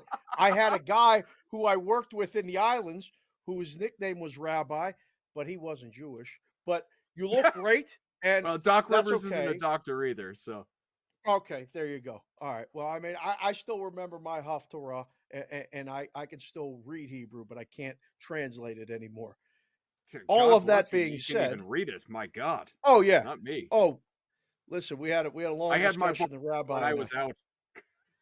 At 13, the rabbi said I should go to rabbinical school. I said, Rabbi, all Yeah. due respect, it's not for me. It's not going to work. I can't do it. But you know, we instead we learned how to pick games and make numbers and do all kind of other stuff. So, you know, everybody has their own path. I'm still trying to figure out mine. Always forward, never straight. Yeah, yesterday the Stars, again, they've been the better team in the series. They just didn't get all of the right results. Now it's tied 2-2. And the series price reflects, and I don't know if Sammy has the button in his board to push it, but you were talking about the Bruins. Maybe it's good luck, the two of us talking, because the Bruins just scored, and now Love it's it. 1-1. And I was going to say, now's the time to bet them in game. Oh, they waving while this they're off? a dog. And it's off now, but they're going to go back to the original price. They're going to be a pretty significant favorite. The Maple Leafs had to get to the first period leading. This is the end. Sorry, people watching, people listening, Toronto Maple Leafs fans. It's done. I would be very surprised if the Leafs extend this series. And we're gonna, I mean, you live there. We're gonna be surrounded by Boston stuff. The Celtics cruised yesterday, covered the spread, Adam. You had it. You told everybody. And now, I mean, it's done, isn't it? We don't have to worry about that series. No, It's over. Forget that one. I wouldn't even worry about the next series. You know, it's after that. It's the conference finals, inevitably against the Knicks, where you start to say, okay, how much does a loss of Kristaps Porzingis, provided he's still out that point in time, you know, how impactful is it then? But not now. I mean, this team is just built too deep, built too well. Again, based on the way they're constructed currently. And I know anything can change in a moment's notice, but you work with what you know. Yeah. Well, what do you know about tonight? Because the NBA, to me, feels like the numbers are right on. Indiana, Milwaukee, I'm sitting here going, this is one I wish I was sitting in the book again, taking the bets and letting people decide, because it might fall right around the number, but I can't find a real good enough reason. I said it earlier on BVB. If you take the Sixers, just take them on the money line because they're going to win. If you take the Knicks, just lay the points because they're going to cover. I don't know if I feel the same way about this one. This might get that desperation Milwaukee game where it's going to be close. You on the same page with that at all, or do you think So this is a run? I think it could be close, but I think it could be close in the way that the Thunder game was close last night. And I had OKC to cover in that one where, you know, it's tight in the fourth quarter. Maybe they're even down. They need to come back, but ultimately they cover the number because we're looking at, again, a light number. I got Indy at -3.5, and I love the Pacers tonight. I was talking about this earlier on the show. You know, it's not a full-on disrespect of the Bucks so much as talent versus talent. Bucks are just too thin at this point in time. And I think there's a little bit of a pack it in narrative. I think the Bucks are, you know, they know they're done. And, you know, whereas like Philly has this, what I would view as false hope that they, you know, the Sixers can come back and win this series against the Knicks. I don't think the Bucks are deluding themselves. I think they know that they're done. And once you know you're done, it's like you know, but it's not the right comparison, but I've had multiple buddies say to me, like, fortunately, I'm knock on wood, I'm not in this position, but I've had multiple buddies say to me, Dave, you know, first time that your wife and you, when you're arguing, first time someone actually mentions divorce, you feel like there's an inevitability to it. You know, I think what we're looking at here in this one, this is inevitable. The Pacers are inevitable, like Thanos. The Pacers are inevitable. This series is over. And so I like the -3.5. Yeah. I understand the argument. I just seen this too many times. First chance for a young team to clinch a series on the road against a veteran team, despite they don't have their best two guys. I think it's going to be everything and then some for them to win going away. Now, that Pelicans and Thunder game last night, the biggest margin between either team lead was 5 points down to the last 5 minutes of the game. And then OKC hit the free throws at the end and got the cover. So that's it's going to be an interesting game. I think that one. The other one, I don't think is interesting. Cleveland is. How do they not blow out Orlando? That's the theme of this series, isn't it? For me, home team wins going away. This is a homer series, is what we used to call it, even when I was playing hockey or booking the games in a book and stuff. This is a homer series where the home team wins. Cleveland wins tonight, covers. Orlando wins game 6. We have game 7, and you have your opponent for the Celtics, the winner of this series. I mean, it's that simple. You don't worry about some of the inconsistency of the Cavaliers. I mean, I get it. Like, if I were to bet it, and this is a game that I have not bet, but if I were to bet it, I would lean toward the Cavaliers as well. So I understand the argument. I just think they are the better team. But man, this is a team that is fickle, is Jekyll and Hyde in terms of whether or not they show up throughout this season. Injuries have played a large role in that, but I think the Magic have there's a little something there. Not fully at a Knicks level of bravado, but I think there's a confidence there that maybe the Cavaliers don't share. I don't know if anybody has the Knicks bravado, whether the Knicks fans, whether the Knicks, like it's I mean, they're already punching their ticket past whoever wins, between the Pacers and the Bucks, which is going to be the Pacers. And I think that's going to be a competitive series. They already are chanting, "We want Boston," after games in the Knicks. Careful what you wish for, Knicks fans. I don't think it's that easy. No, I'm inclined to agree with you. It's going to be interesting to see how this one plays out. Obviously, we'll talk more about.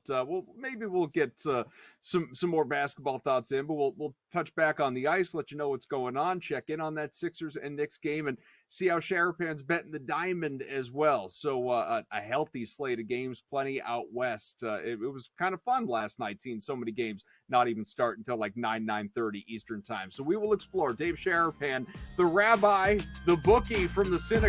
How about that? Hanging out here with us. We'll be back on Game Time Decisions.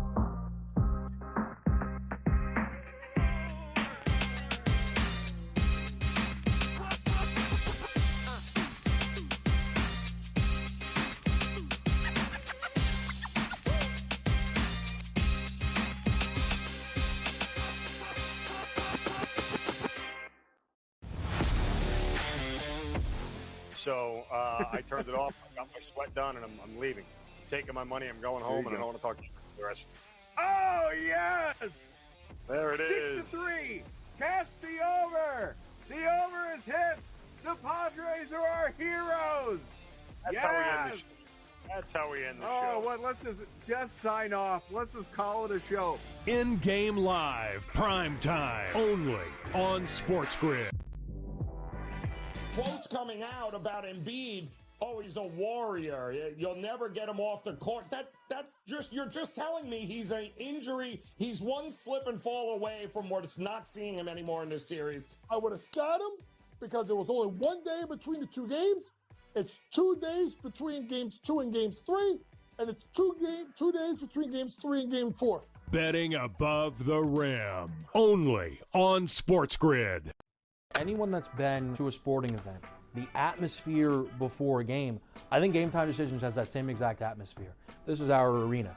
This is what we do. There is going to be an energy to Game Time Decisions that you will feel night in and night out. The excitement you get when you lock your bets in, when you're figuring out what you want to do, we can zone in on the biggest games each night. I want this to be the place that people come to before the games start so they feel as ready as possible to lock in their cards. We are going to hit every single one of those markets that you need to know about. We're going to go through every single thing, and I've got a great team behind me that's going to help me get the job done. There is not going to be a better place, I promise you, than Game Time Decisions to get that new information, react to it, and be able to then bet accordingly. We will have everything at our disposal, and we will use that to our advantage.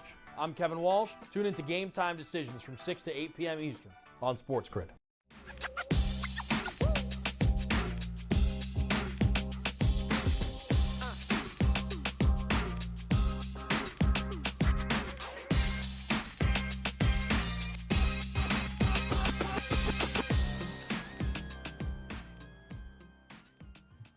All right, back here with Dave Sharapan, of course, a regular here on SportsGrid. You see him all the time, the sportsbook consigliere. We are talking about everything and everything other than the Kentucky Derby. We did that with Cam Stewart earlier. Maybe later in the week, have a conversation here with Sharapan about the Derby because I'm sure he invests in the ponies. He's invested in everything else. But on the ice, just to check in. So how about this? Bruins had tied it up, and the goal stood. So 1-1 Bruins and Maple Leafs late in the first period. I had talked with Cam, with Joe Madden. I said, how about the Carolina Hurricanes on the puck line? It seems to be the only logical way to invest in this game unless you're parlaying the money line or something like that, because there's no value in betting minus 300 or whatever. And even the regulation line, not a favorable line, but you could get plus money on the Hurricanes puck line. Carolina is out to a 2-0 lead 3.5 minutes into this one, Dave. Yep. I know. I'm watching the other game, and I just flipped it over and saw it. The second goal happened so fast. Carolina is the odds-on favorite to win the whole thing. And a lot of my hockey guys that I worked with and that are still working in books and making numbers, we're constantly trading text about who's going to beat the Hurricanes if they don't have home ice. And the answer that keeps coming back is Florida. And it wasn't the Islanders. It's not going to be the Rangers. That's what the word on the street is. Ranger fans, don't, shoot the messenger. I'm just telling you, the Hurricanes with home ice seem like better than everybody else in the East. Just a notch better than Florida. I like Florida. But yeah, tonight is just like last night was for Florida. Get a lead, dump the puck, keep the clock moving, and get us to the 8-minute mark of the third period with a multiple goal lead, and we can kind of relax and celebrate, clinching at home and getting ready for the next series.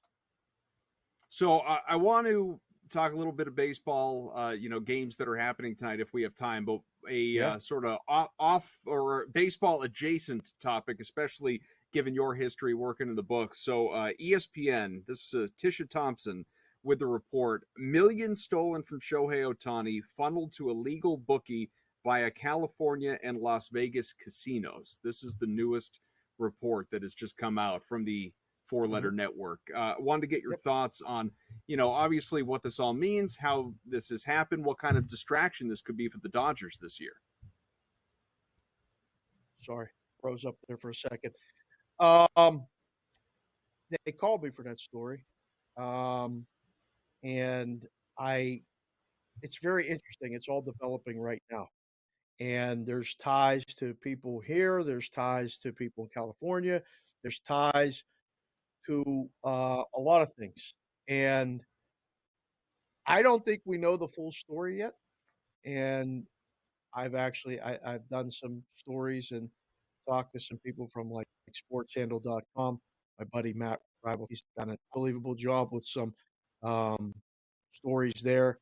My buddy Purdom has written another story on ESPN about it, talking about the business. The legal end of this business is, it's been in Vegas forever, but it's been since PASPA passed in 2018. The business is as old as time. The business is what's being discussed in this part of the story, because they don't have that quote unquote legal option in California. So I think it's a tip of the iceberg, Adam. There's going to be a lot of things that are going to come out. Some of them speculation, but a lot of them, they're basically shining a light on different things that have been going on for years.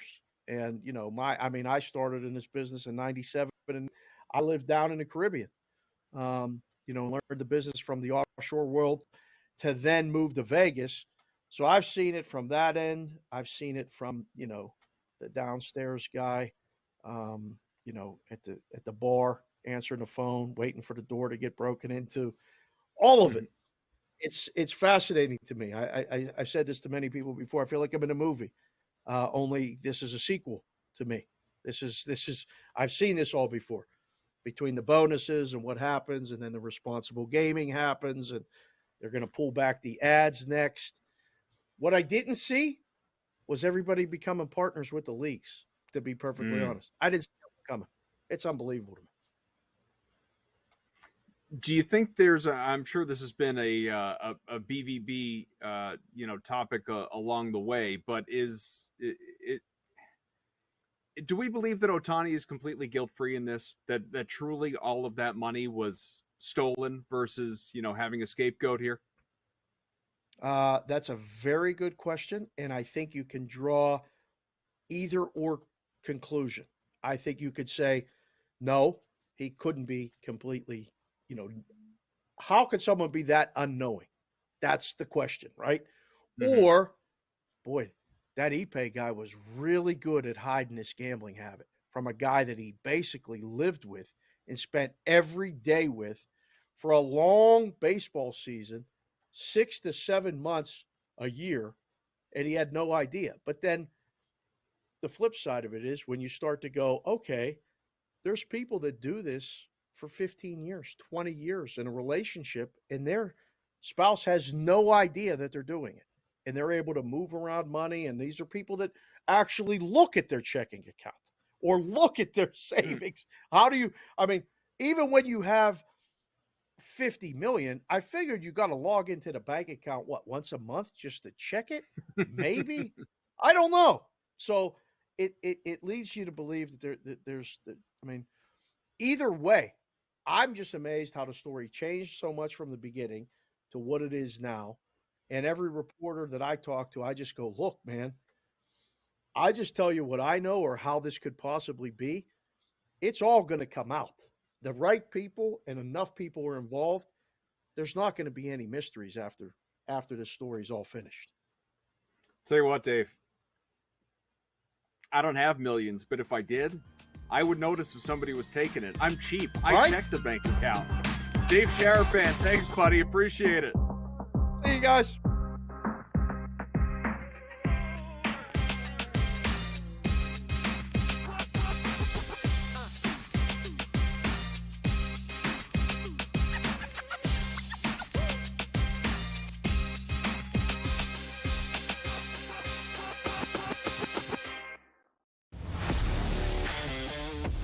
So I turned it off. I got my sweat done, and I'm leaving. I'm taking my money. I'm going home, and I don't want to talk to you the rest. Oh, yes! There it is. 6-3. Catch the over. The over is hit. The Padres are our heroes. That's how we end the show. That's how we end the show. Oh, what? Let's just sign off. Let's just call it a show. In-game live, prime time, only on SportsGrid. Quotes coming out about Embiid. Oh, he's a warrior. You'll never get him off the court.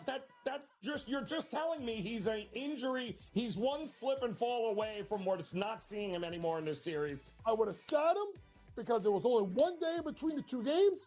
It's 2 days between games 2 and games 3, and it's 2 days between games 3 and game 4. Betting above the rim, only on SportsGrid. Anyone that's been to a sporting event, the atmosphere before a game, I think GameTime Decisions has that same exact atmosphere. This is our arena.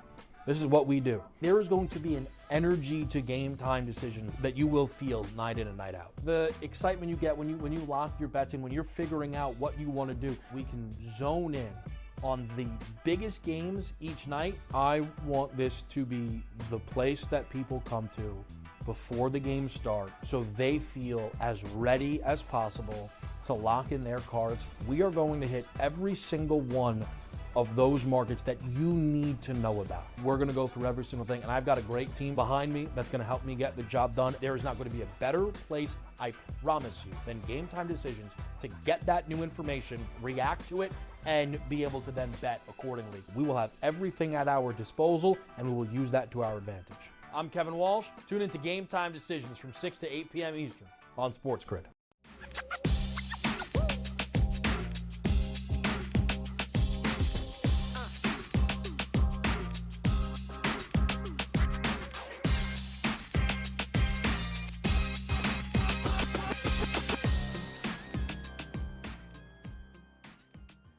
great parade of guests. We had many SportsGrid regulars, most recently Dave Sharapan. Earlier, of course, Cam Stewart, Mark Zinno, Joe Madden, Eric Lindquist from Stochastic and OddsShopper as well.